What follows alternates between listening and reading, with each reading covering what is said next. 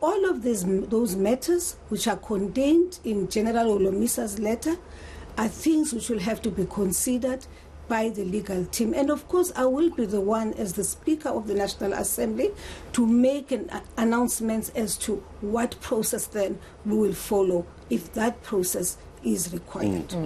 Speaker, I also want to touch on Public Protector Nosiviwe Mapisa-Nqakula. You also made mention using the impeachment as an example in terms of processes that you have to follow as Speaker, as well as Parliament, in dealing with these sensitive matters. We know that recently we understand that the Public Protector had turned to the African Commission on Human and People's Rights to find some recourse there, obviously to have her impeachment process with Parliament stalled or stopped. And I want to understand how that then will affect, impeachment processes. Are you still well on recourse in pursuing impeachment against the Public Protector? Where are you at this stage with all these developments around every other legal recourse that PP is trying to take?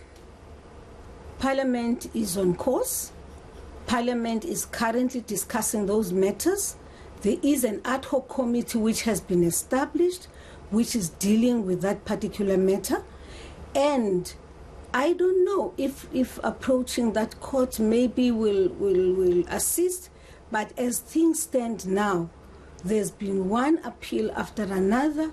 There's been legal battles going on between Parliament and the Office of the Public Protector, and I don't know if approaching that particular entity is going to assist, or that entity will have the power to stop the process.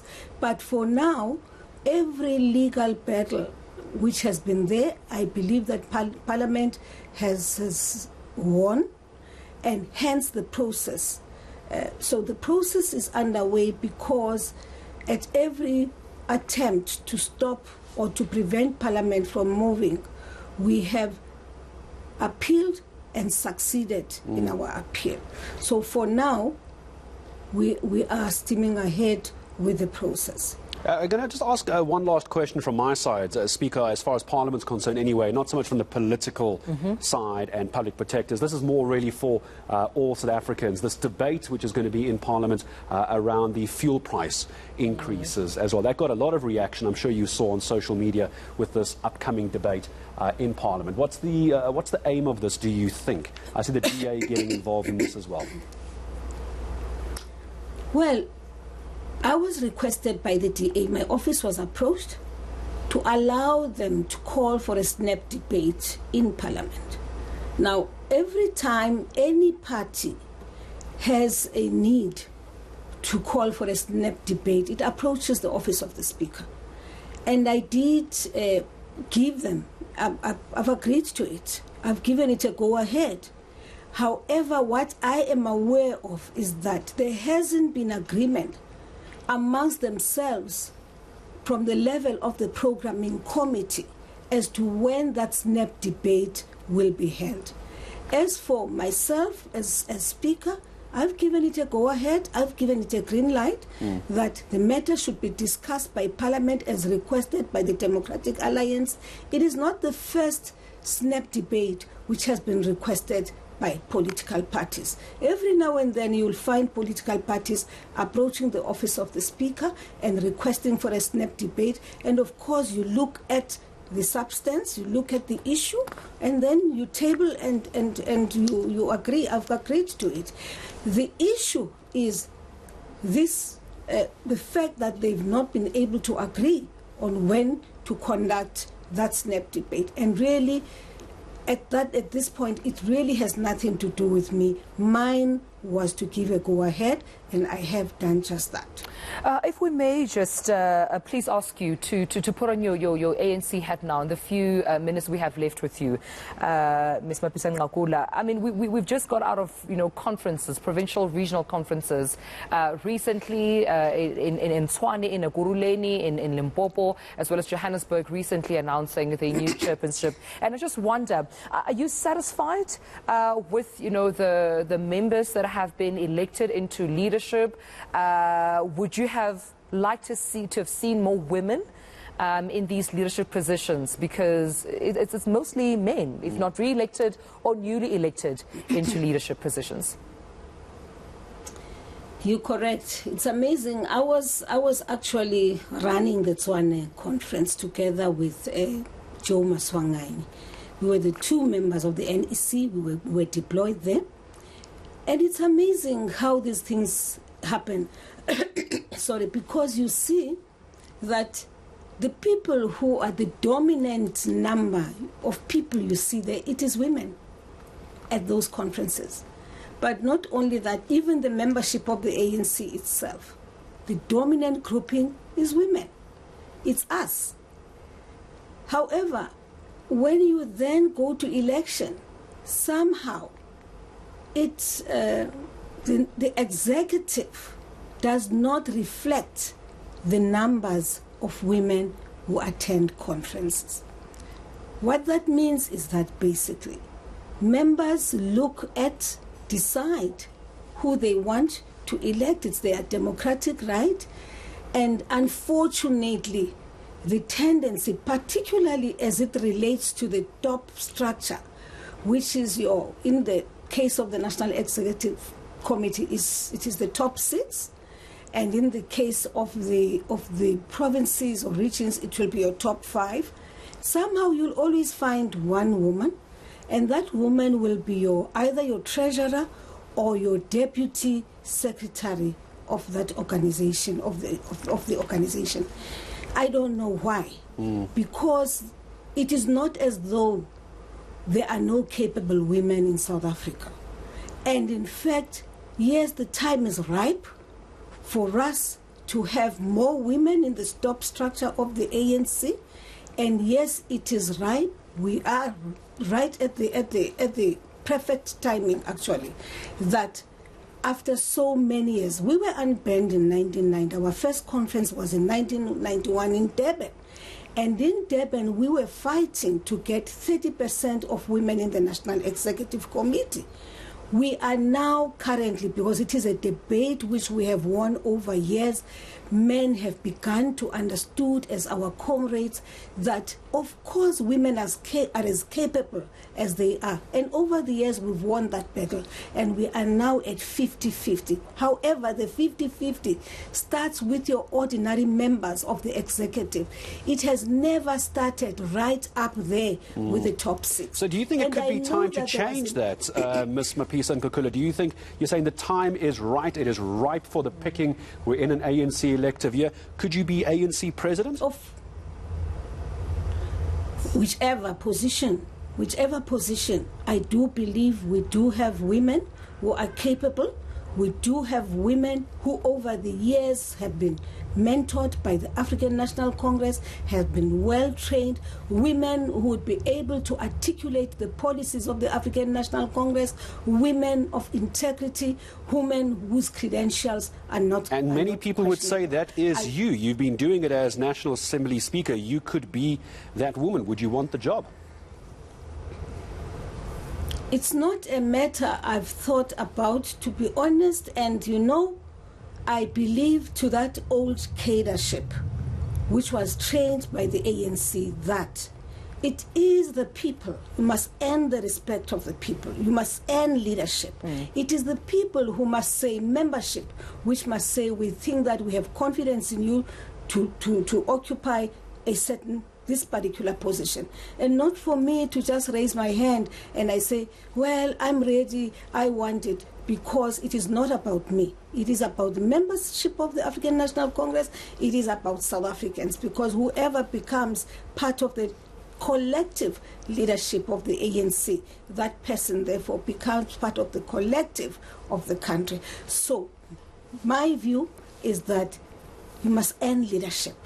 People must feel confident in you to take them forward. So in the organization, I think I still belong to the category of cadres who were told, and it was instilled in us, that it should be the people, it should be your members who say you are right, you are the perfect person now to come in, whether as secretary or deputy or president or treasury, but it is the membership of the African National Congress. So who do you Congress then have confidence in? As a member of the ANC, who are you backing at conference? Have you at least thought about that? Is it still Ramaphosa, or do you have a different candidate in mind?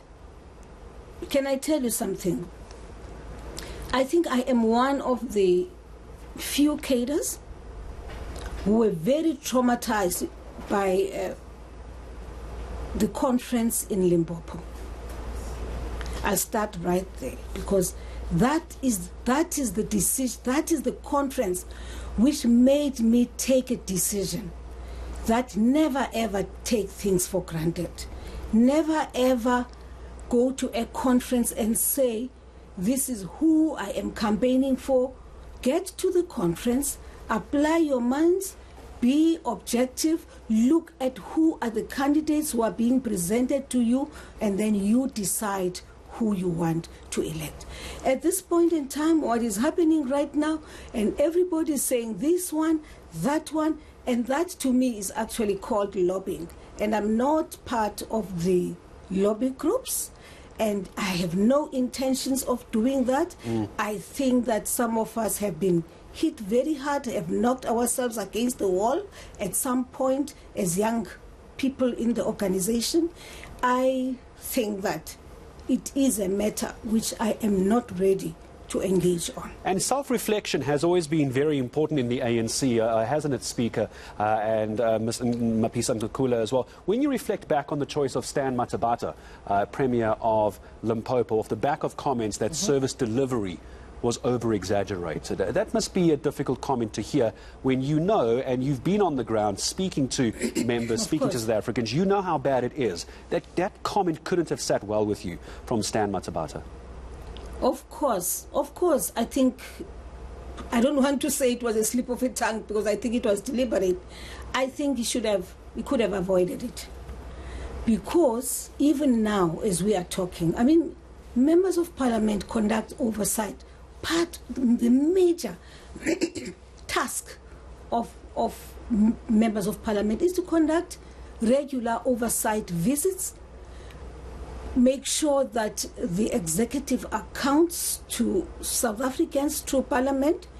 And right now, as I am talking, I am dealing with a situation where the ad hoc committee, which has been established after the floods in KZN and the Eastern Cape, that committee was on the ground in KZN. That committee has come back. This week they are proceeding to the Eastern Cape. And what they have seen after the aftermath of the floods is something which it doesn't sit well with many of us. Do you think Mr. Matabata misread the situation? Do you think what's happened? Do you think Mr. Matabata misread the situation? Do you think he should apologize for the comment? Because clearly service delivery issues weren't over-exaggerated, surely. My view is that sometimes as a leader, you must be very cautious what you say. You must be very careful. You must exercise leadership, be sensitive, and take yourself out of the box and allow for people to express themselves, and be careful what you say, because as you do your political speak may as well offend South Africans. That's all I can say. I think it was there was a bit of arrogance in it, and he could have said it differently. Before we let you go then, because unfortunately we've run out of time, just lastly then, Tony Ngeni as an NEC member has of course asked the president of the ANC to step aside while of course investigations into allegations on what happened at the Phala farm continue, and he appear at the Integrity Commission. What's your view? Should Cyril Ramaphosa step aside and lead by example? Tony Ngeni, Comrade Tony, is one of the most senior members of the National Executive Committee. One of those who were the first to serve in the National Executive Committee after the unbanning of the African National Congress. Therefore, Comrade Tony knows that there are structures where you raise those matters. But I can assure you, knowing him as well as I do, this is a matter he would have raised in the meeting of the National Executive Committee, in the meeting of the National Working Committee. Tony has no inhibitions. If he feels strongly about a matter, on a matter, he raises it. It doesn't matter where you are and who you are, and he will speak his mind.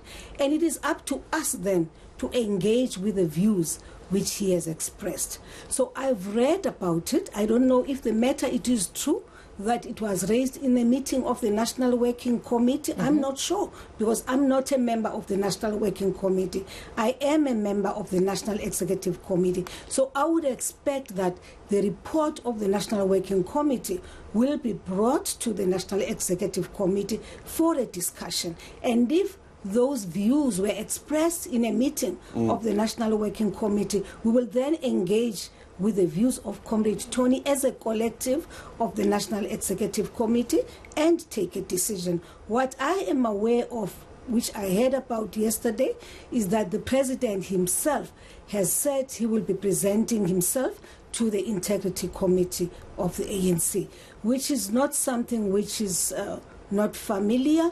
I think many people have gone through the Integrity Committee, and the Integrity Committee reports have been presented to the National Executive Committee. Speaker, forgive me for coming in, and because I do believe we understand where you're going with that next. I'm going to ask if it's at all possible, and I know it's a complicated answer, but if possible, in about 30 seconds, can we just quickly talk about the 74 million rand budget shortfall for Parliament? Just tell me where we are on that. What's your thoughts?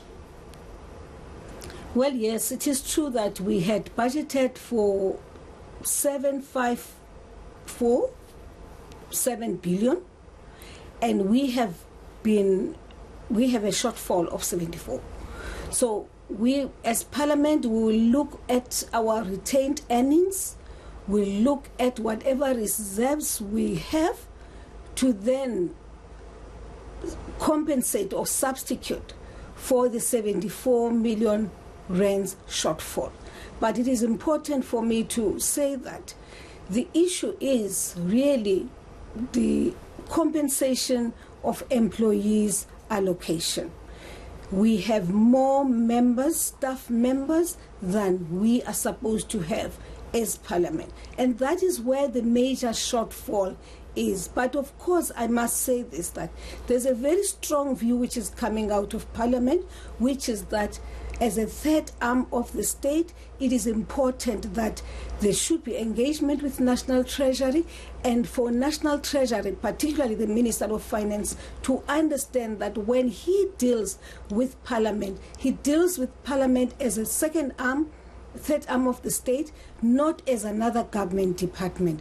That it is rather unfortunate that there's a tendency for us to be allocated funding as though you are allocating funding to another government department. That is a matter which has come out very strongly from across political parties, from the Chief Whips Forum, through Programming Committee. Everybody is unhappy, is not happy, is dissatisfied with the manner in which Parliament has been handled in relation to issues of allocation of funds, because it also impacts on the oversight work of the parliamentary committees. It also impacts on the research capacity within Parliament. So it really, besides the fact that there is this 74 million shortfall this time around.